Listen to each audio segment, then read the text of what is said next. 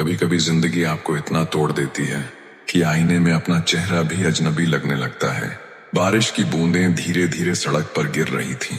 रात के लगभग 11 बज चुके थे। पूरा शहर सो रहा था, लेकिन एक लड़का अब भी जाग रहा था। उसका नाम था अर्जुन। अर्जुन सड़क के किनारे बैठा था, हाथ में एक पुराना बैग, आंखों में टूटे हुए सपने और दिल में 1000 सवाल। उसने आसमान की तरफ देखा और धीरे से कहा, भगवान, आखिर मेरी गलती क्या है? उसकी आवाज कांप रही थी। 3 साल, पूरे 3 साल से वो मेहनत कर रहा था। सुबह मजदूरी, रात में पढ़ाई, दोस्त घूमते थे, वो काम करता था, लोग मजाक उड़ाते थे, वो चुप रहता था क्योंकि उसे यकीन था एक दिन सब बदल जाएगा। लेकिन उस दिन उसका आखिरी इंटरव्यू भी रिजेक्ट हो गया था। आप इस काम के लायक नहीं हैं, ये शब्द अभी भी उसके कानों में गूंज रहे थे। अर्जुन की आंखों से आंसू निकल पड़े। उसे अपने पिता की बातें याद आने लगीं। बेटा, गरीब पैदा होना गलती नहीं है, लेकिन हार मान लेना सबसे बड़ी गलती होती है। लेकिन आज पहली बार उसे खुद पर शक हो रहा था। उसने बैग उठाया और धीरे धीरे घर की तरफ चलने लगा। घर क्या था, बस एक छोटा सा किराए का कमरा। जैसे ही वो अंदर गया, उसने देखा उसकी माँ अभी तक जाग रही थी। माँ ने मुस्कुराने की कोशिश की और पूछा, खाना गरम कर दूं बेटा? अर्जुन ने चेहरा दूसरी तरफ घुमा लिया ताकि माँ उसके आंसू न देख सके। लेकिन माँ तो माँ होती है।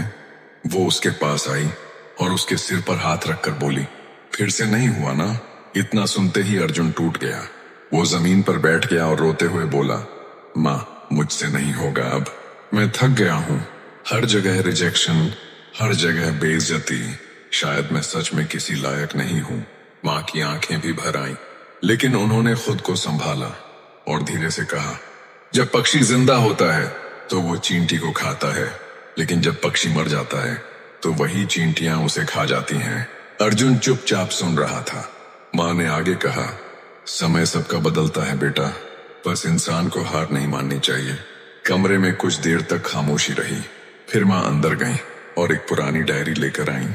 उन्होंने वो डायरी अर्जुन के हाथ में दी और बोली, ये तुम्हारे पापा की डायरी है। उन्होंने कहा था, जिस दिन अर्जुन खुद को हारता हुआ महसूस करे, उसे ये पढ़ा देना। अर्जुन के हाथ कांपने लगे। उसने धीरे से डायरी खोली। पहले पन्ने पर लिखा था, अगर ये दुनिया तुम्हें कमजोर कहे तो याद रखना, हीरे परखने वालों के हाथ में होते हैं, कांच हर बाजार में बिकता है। अर्जुन की आंखें उस लाइन पर टिक गईं और उसी पल उसके अंदर कुछ बदलने लगा। एक छोटी सी उम्मीद जो पूरी तरह मर चुकी थी, वो फिर से सांस लेने लगी। लेकिन उसे नहीं पता था कि जिंदगी अभी उसका सबसे बड़ा इम्तिहान लेने वाली है। उस रात अर्जुन को नींद नहीं आई। कमरे की छत को देखते हुए वो बस अपने पापा की डायरी के शब्द सोचता रहा। हीरे परखने वालों के हाथ में होते हैं। लेकिन अर्जुन खुद से पूछ रहा था, अगर मैं सच में हीरा हूं तो फिर मेरी जिंदगी इतनी अंधेरी क्यों है? सुबह के लगभग 5 बजे थे। बाहर हल्की बारिश अब भी हो रही थी।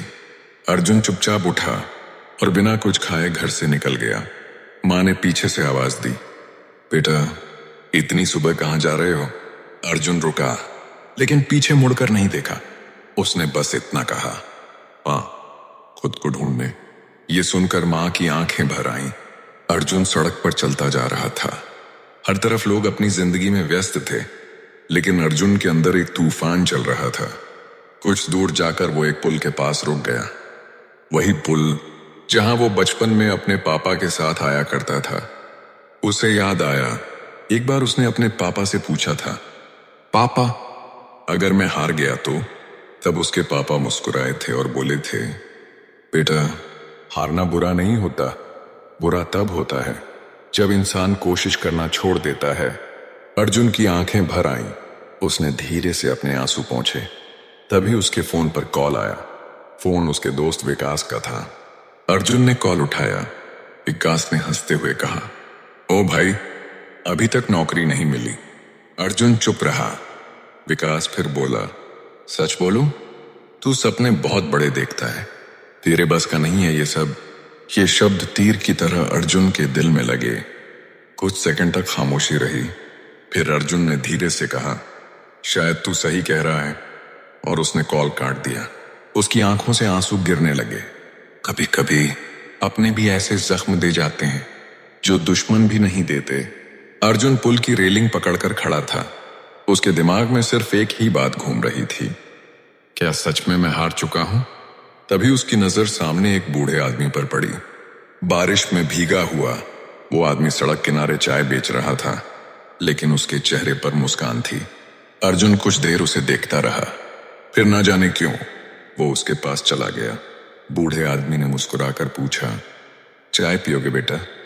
अर्जुन ने धीरे से सिर हिला दिया। चाय बनाते हुए बूढ़ा आदमी बोला, परेशान लग रहे हो?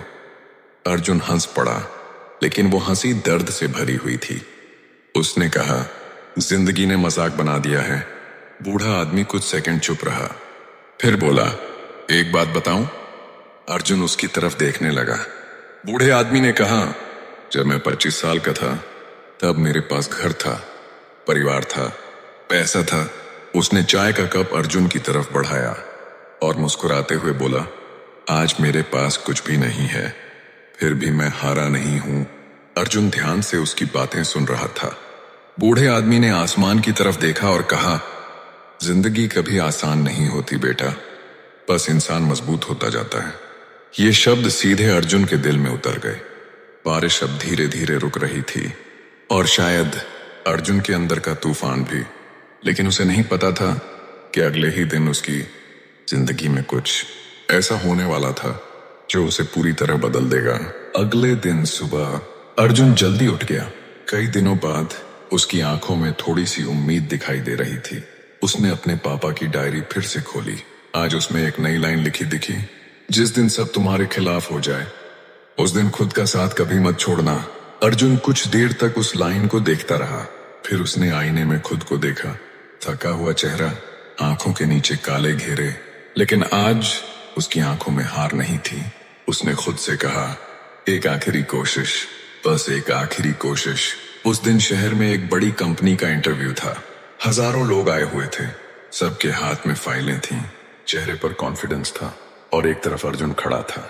साधारण कपड़े, पुराने जूते, लेकिन दिल में आग थी। लाइन में खड़े कुछ लोग उसका मजाक उड़ाने लगे, भाई ये भी आया है नौकरी लेने, लगता है सीधे मजदूरी छोड़कर आया है। सब हंसने लगे। अर्जुन ने सब सुना, लेकिन इस बार वो चुप नहीं टूटा। उसने धीरे से खुद से कहा, एक दिन यही लोग तालियां बजाएंगे। कुछ देर बाद उसका नंबर आया। अर्जुन इंटरव्यू रूम के अंदर गया। सामने 3 लोग बैठे थे। उनमें से एक आदमी ने अर्जुन का रिज्यूमे देखा और हंसते हुए बोला, तुम्हारे पास एक्सपीरियंस भी नहीं है, फिर तुम्हें क्यों रखा जाए? कमरे में खामोशी छा गई। पहले वाला अर्जुन होता तो शायद डर जाता, लेकिन आज उसने गहरी सांस ली और कहा, सर, एक्सपीरियंस नहीं है, लेकिन हार मानना भी नहीं आता।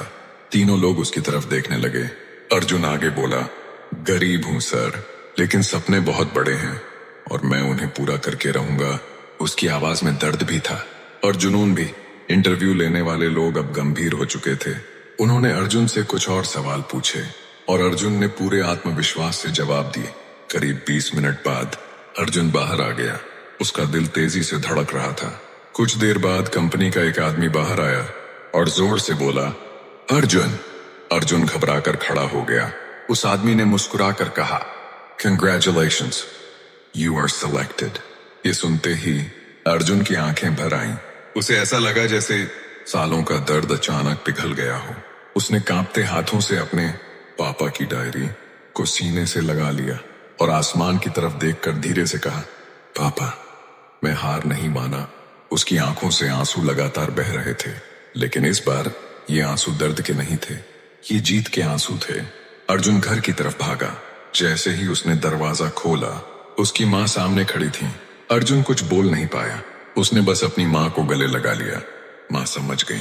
उनकी आंखों से भी आंसू निकल पड़े और उन्होंने बस इतना कहा, मुझे पता था मेरा बेटा हार नहीं मानेगा।